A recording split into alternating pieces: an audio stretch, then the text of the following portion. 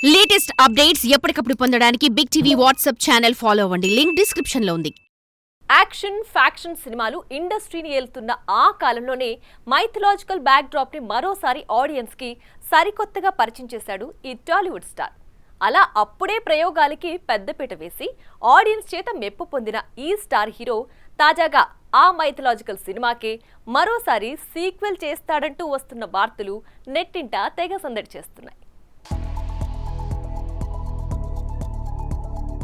Aditya 369 action faction అంటూ మూసాగా వెళ్తున్న తెలుగు సినిమాకి మరోసారి మైథలాజికల్ మార్గాన్ని చూపిన ఈ సినిమా అప్పట్లో విమర్శకుల ప్రశంసలతో పాటు ఊహించని కలెక్షన్లని కొల్లగొట్టింది. ఈ సినిమా బాలయ్య కెరియర్లోనే కాదు, తెలుగు సినిమాలో ఒక ట్రెండ్ సెట్టర్. ముఖ్యంగా టైం ట్రావెల్ కాన్సెప్ట్ ఆడియన్స్ ని మెస్మరైజ్ చేసింది. బాలయ్య పోషించిన రాయలు వారి పాత్ర ప్రేక్షకుల మనసులలో నిలిచిపోయింది.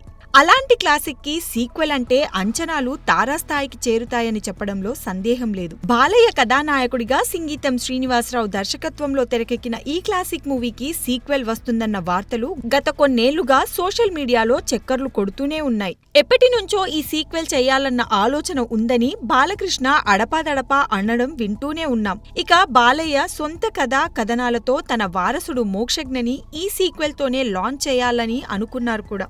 అయితే స్క్రిప్ట్ పనులు ఓ కొలిక్కి రాకపోవడంతో అది జరగలేదు. అయితే ఎట్టకేలకు స్వయంగా బాలయ్య నుంచి ఆదిత్య 369 పై అధికారిక ప్రకటన రానే వచ్చింది. Unstoppable season 4 latest episode promo ద్వారా ఇది రివీల్ అయ్యింది.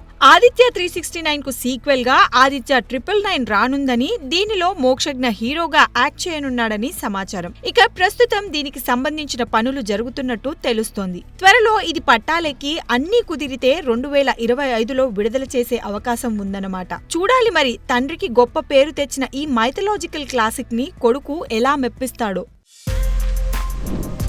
For more videos like this, subscribe Big TV channel.